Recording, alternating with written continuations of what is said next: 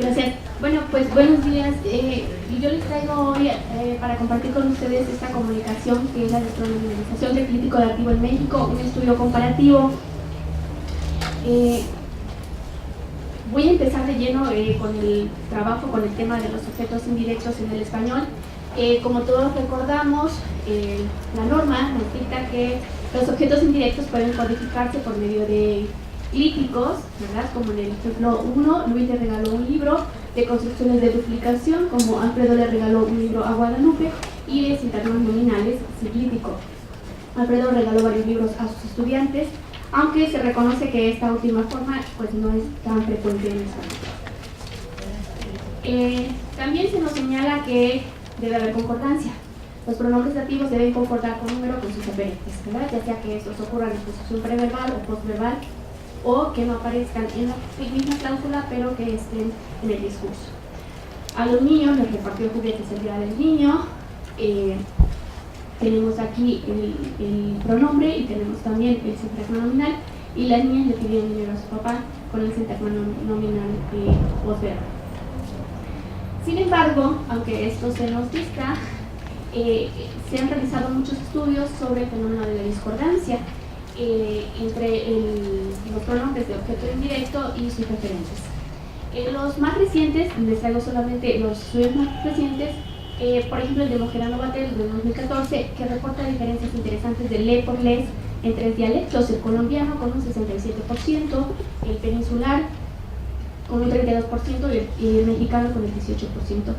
En general reporta que hay un 38% de discordancia.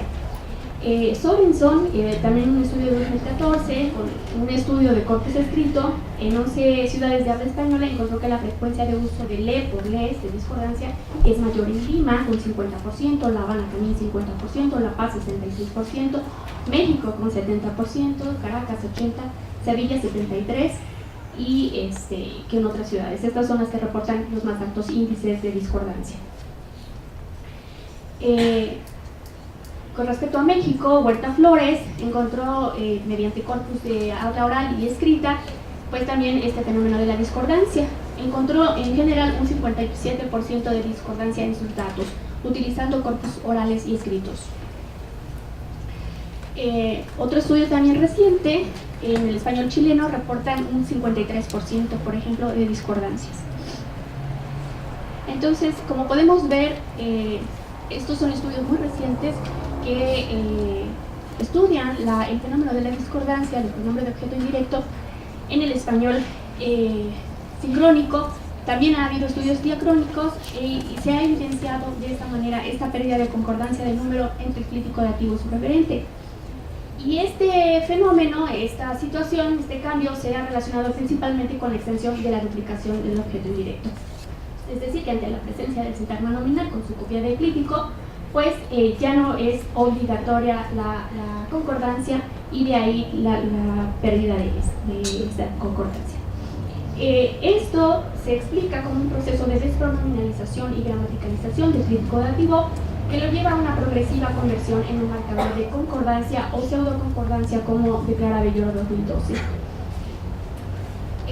Estos estudios se han realizado en variedades del español de monolingües.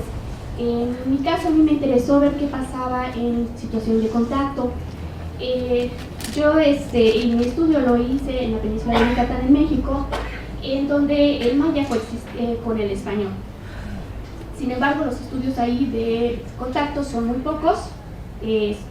Generalmente se ha estudiado más, se han hecho estudios del maya y de la influencia del español en maya, pero no se ha estudiado mucho la situación de contacto del español y la influencia del maya en el español. Entonces son recientes los estudios que se han emprendido en Quintana Roo, en el estado donde yo radico, y bueno, de ahí la importancia de hacer este tipo de estudios. Aquí está la península de Yucatán.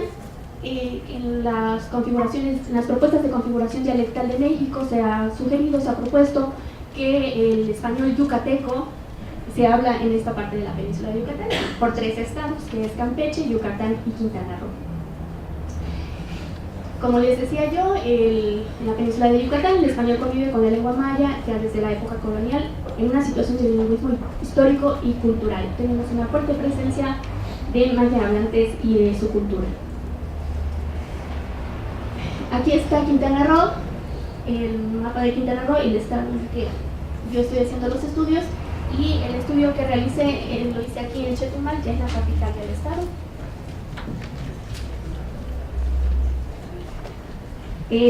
Este estado se caracteriza por tener una gran diversidad cultural, además de la población maya hablante, pues también es un estado que se dedica mucho al turismo. Tenemos Cancún, tenemos Playa del Carmen, por ejemplo.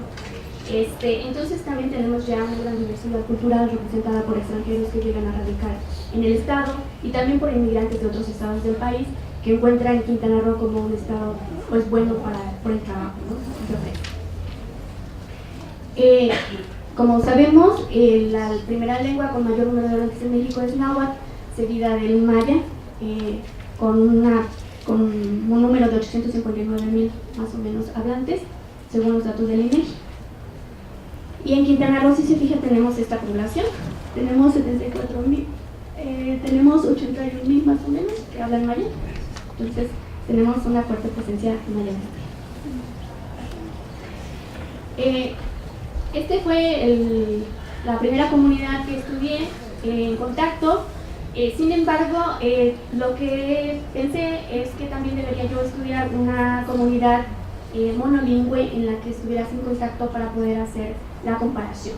¿Por qué? Porque generalmente se cuestiona mucho el hecho de que si es un fenómeno que ya está arraigado, la discordancia en el fenómeno en el español general, pues qué diferencias o por qué iba yo a encontrar diferencias en situación de contacto.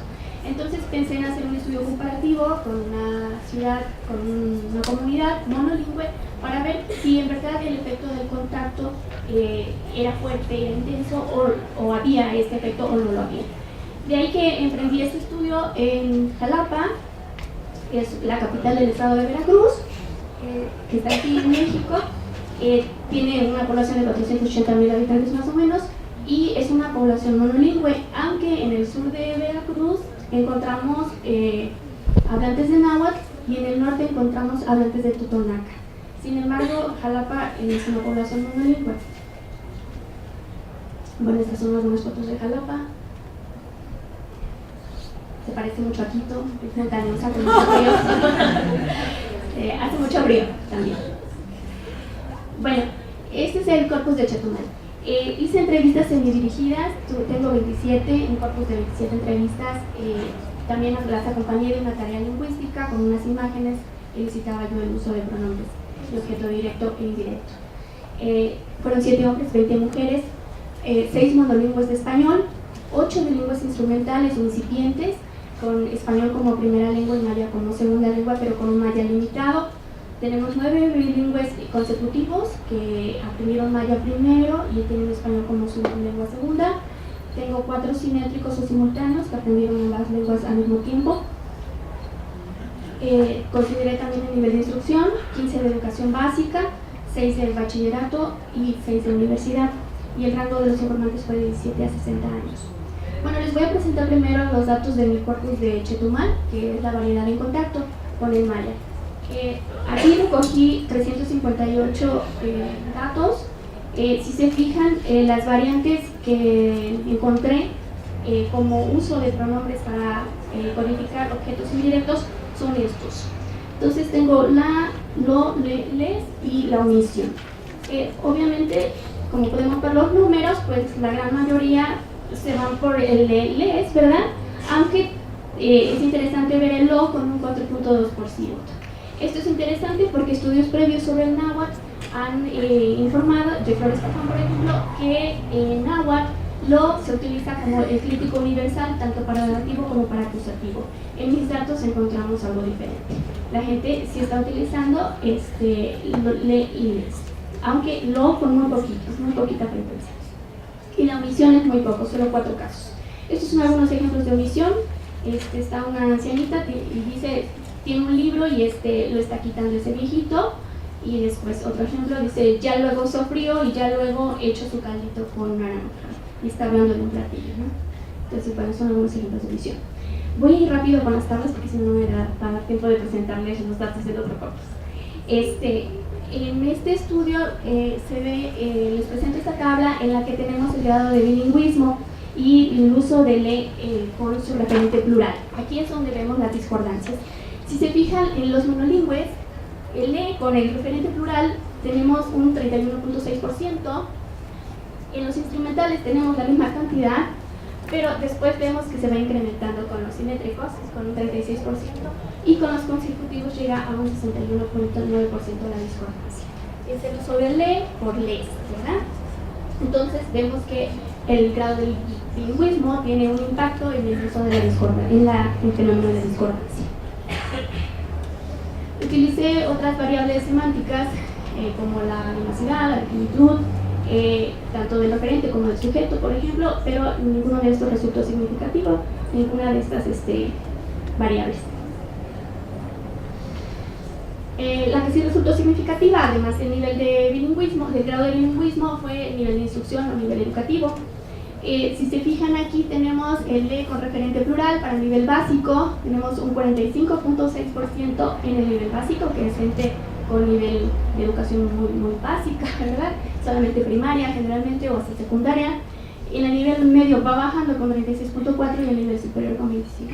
Entonces también estadísticamente resultó significativo el nivel de educación para el caso de la discordancia. Otra variable que resultó también significativa fue la posición del referente, si el referente se encontraba en posición preverbal, en postverbal o en otra cláusula. La posición postverbal es la que más favorece la discordancia, con un 69.8%. Bueno, ¿cómo voy a ir? Sí. Bueno, en cuanto al corpus de Jalapa, con la variedad monolingüe, aquí hice 40 entrevistas, también son dirigidas, empleé la misma tarea lingüística que usé para Chetumal. Para efectos de esa comunicación solamente les traigo los resultados de 12 informantes, que ya no me dio tiempo de analizar el resto. Traigo 12 solamente, y bueno, no traigo conclusiones, son algunos apuntamientos solamente. Tengo 10 mujeres y 2 hombres, todos monolingües español, son originarios de Jalapa todos, 6 de educación básica, 4 de bachillerato y 2 de universidad, y el rango de edad de los informantes fue de 18 a 60 años. Estos son los resultados de la variedad sin contacto. Tenemos el empleo de le y les en su mayoría, como pueden ver, pues más de 98%, ¿verdad? Y bueno, solamente algunos casos de los y 2 casos de omisión. En el caso del número del referente, aquí cuando el referente tenemos el singular o el plural. Desafortunadamente solamente tengo, en total fueron 242 casos que tengo ahora, no, son bastantes para 12 informantes, pero resulta que son muy pocos los casos de discordancia. Si se fijan, el le con el referente plural fueron solamente 18 casos, que es un 11.8% de todos los casos. Esto es con la variedad sin contacto. Y bueno, resulta significativa este hecho, se ve claramente que hay concordancia, ¿verdad?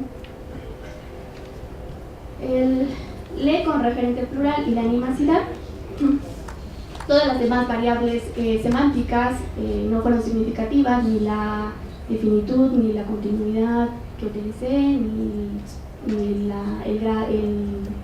más humanos, menos humanos, ninguna variable semántica resultó significativa en estos estudios. Tampoco resultaron significativos las variables sociales, o como sexo, o el nivel educativo. Entonces variables sociales no están afectando el fenómeno, variables semánticas tampoco, excepto por esta que es animacidad. Entonces cuando eran más animados es cuando se vio la discordancia con un 77.6%.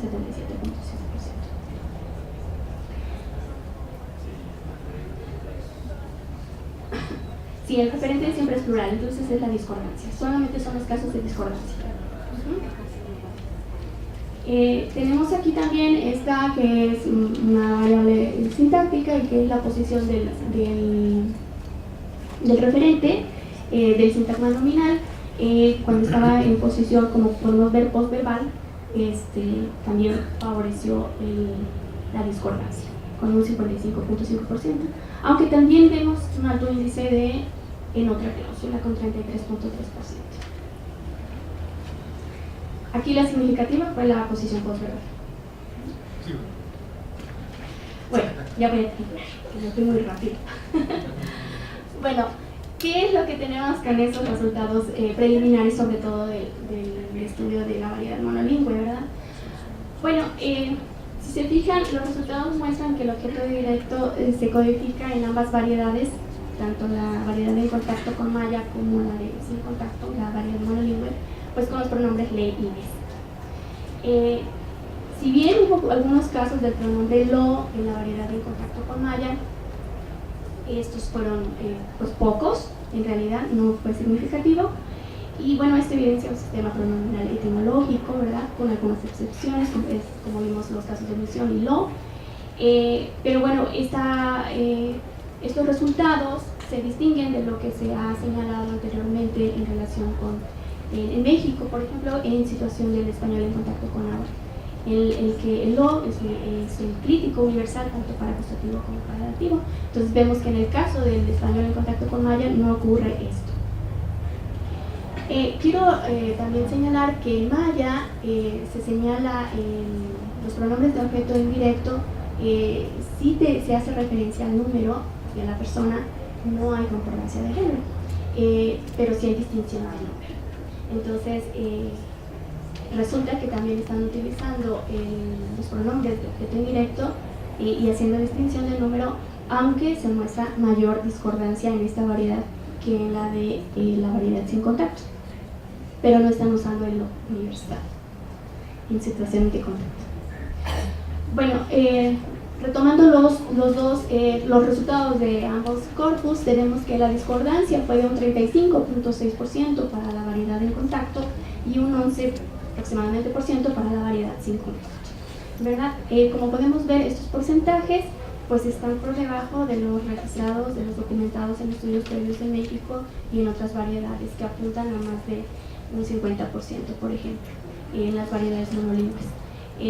Mis datos muestran menos de este porcentaje, y bueno, obviamente para monolingües un 11%, que es muy poco, aunque en algunos estudios se ha registrado 18% para México, por ejemplo, en el de Modejano. Entonces tenemos 11% en esta variedad.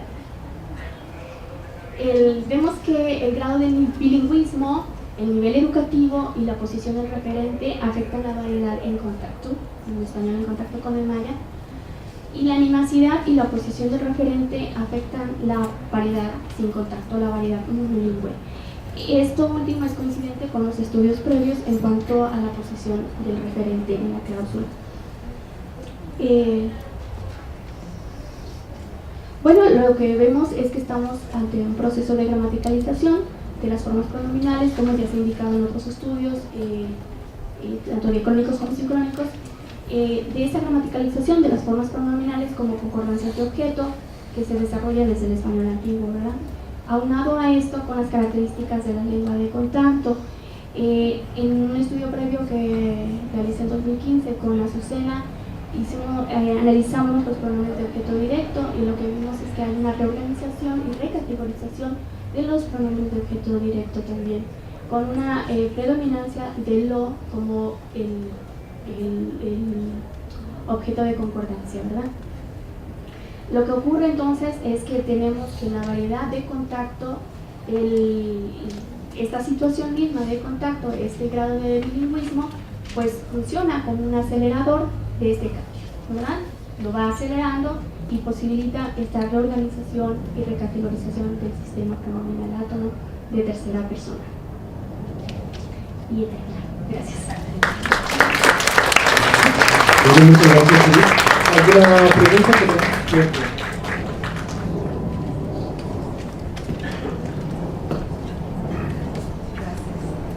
Muy interesantes los resultados, y tenía una pregunta, no sé si se me pasó quizá. ¿Consideraron como uno de los factores lingüísticos la semántica verbal, la semántica de los verbos, o solamente el hecho de que llevaban también objeto indirecto? No consideramos la semántica de los verbos, solamente en la función y si tenían un objeto directo. ¿Sí? Porque en el ejemplo que dio usted al principio sobre el echar al caldo, Sí. ¿no? En el sofrito, yo también lo podría decir sin el de. Estoy pensando, se me está ocurriendo si quizá echar, que es uno de estos verbos que puede o no puede tener en su semántica hacerlo a algo, ¿no? Que quizá tenga que ver y sea más relevante en los datos de los bilingües, porque justamente hay otra lengua, otra cosmovisión, otra manera de entender estos verbos, y echar es uno de estos verbos en las lenguas del mundo que no se entiende de la misma manera. Entonces me preguntaba si quizá eso sería útil para un análisis posterior. Sí, muchísimas gracias. Yo sí lo estoy considerando porque, como vimos al principio, también puede ser que no haya presencia de crítico, ¿no? Aunque, como decía, es menos frecuente. Pero pues, sí puede definitivamente ser el tipo de verbo que esté afectando y que no sean casos de omisión, simplemente es otra forma, ¿no? de codificar sin la presencia del pronombre. Muchísimas gracias por la presentación, súper ordenada, me encantó. Te quería hacer dos preguntas, ¿sí? Una con respecto a las categorías. Siempre siento que a veces no nos ponemos, que no estaba muy segura de si podríamos ir a tu presentación cuando hablas de los grados de los bilingües.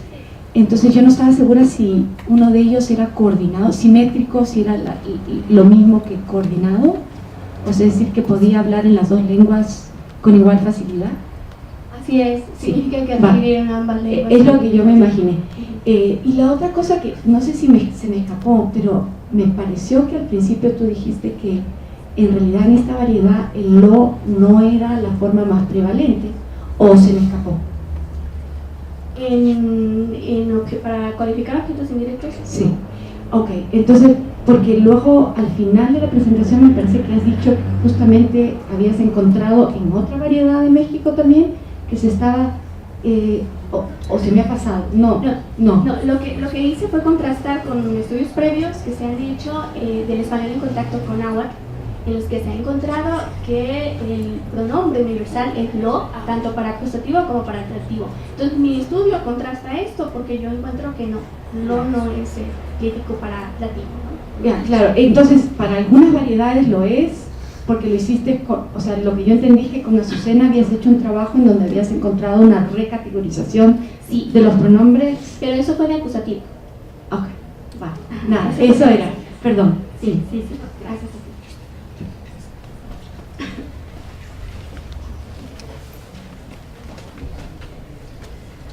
Muchas gracias, Edith, por tu presentación.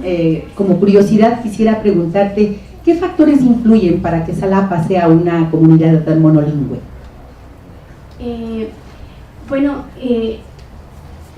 Les muestro el mapa y les cuento un poquito la historia. Xalapa se convirtió en una ciudad, en una villa de paso desde la colonia, porque llegaron y se embarcaron aquí en Veracruz. El puerto está aquí, justo el puerto de Veracruz. Entonces, cuando los españoles llegaban, para pasar a la Ciudad de México tenían que pasar siempre por Xalapa. Entonces se volvió Xalapa una ciudad de paso, en una villa en su momento, y fue una de las primeras colonizadas por los españoles que se asentaron en Xalapa, porque era la ciudad de paso, ¿no? Entonces, pues obviamente aquí hay población náhuatl y acá arriba hay población totonaca, pero todos ellos se fueron a la sierra, pues se movieron los que estaban aquí, los que estaban asentados en Xalapa originalmente eran hablantes de náhuatl, pero pues se fueron, ya sea los de náhuatl se fueron acá a la sierra, que tenemos acá en la Sierra de la Huasteca Veracruzana, o más al norte, más al sur. Entonces Xalapa se volvió como un asentamiento más de colonizadores, ¿no? Hispanoparlantes, exactamente. Una última pregunta. Gracias, Edith, por tan interesante presentación. Siguiendo lo de lo, quisiera saber si, nos dijiste Flores Farfán, creo que sí, había, entre esos resultados y los tuyos, ¿crees que esa diferencia es generacional y está relacionada con escolarización? Sí, definitivamente tiene que ver con la escolarización. Como pudimos ver en mis resultados, el grado del nivel educativo tiene un gran influjo se ve claramente cómo va cambiando el índice de la tasa de discordancias dependiendo del nivel educativo, ¿no? Entonces, lo que yo encuentro muy interesante es esta interacción de variables. Por una parte tenemos el bilingüismo, el grado de bilingüismo, que se ve claramente como también va incrementándose según el grado de bilingüismo, la discordancia, la tasa de discordancia, y al mismo tiempo también el nivel educativo. ¿Qué es lo que está ocurriendo? Que la gente está yendo a la escuela, está yendo a la universidad y está aprendiendo la norma, ¿verdad? Entonces se está monitoreando más, se está vigilando más, y bueno, se está rigiendo más por la norma. Entonces, claro que sí, la escuela creo que tiene un efecto importante. Pero como podemos ver en la variedad monolingüe, la escuela no tiene ningún efecto, ¿verdad? Entonces, al parecer, si descartamos que en la variedad monolingüe y la escuela, la instrucción no tiene ningún efecto, al parecer el bilingüismo entonces también está interactuando bastante con la instrucción para afectar este fenómeno, ¿no? Muchas gracias. Sí.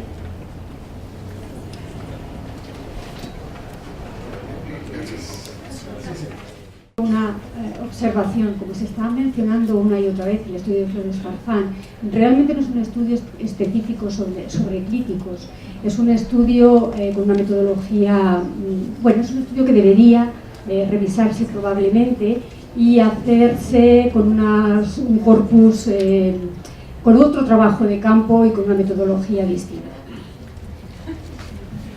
Muchas gracias. Bueno, hay una réplica.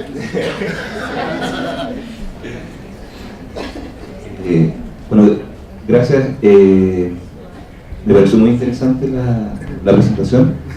Y solamente agregar dos ideas, siempre pensando en la lengua, en el maya, ¿sí? Y tomando un poco lo que dijo Ana María, un poco buscar quizás, no sé si habrá algún mecanismo en el maya de aplicativización, de cambio de valencia, que permita de pronto explicar este fenómeno, eso como elemento también explicativo desde parte de la otra lengua. Sí, se registran algunos casos de cambio de valencia, pero fueron muy pocos. De hecho, no los consideré mejor para este estudio porque podrían estar afectando la comparación con la variedad monolingüe, ¿no? Pero, por ejemplo, se escucha decir la pego a la niña, por ejemplo, la pego a la niña, o lo hablo a Manuel, ¿no?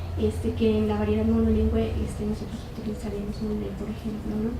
Entonces, pero fueron muy poquitos. Pero gracias por la sugerencia, lo voy a considerar.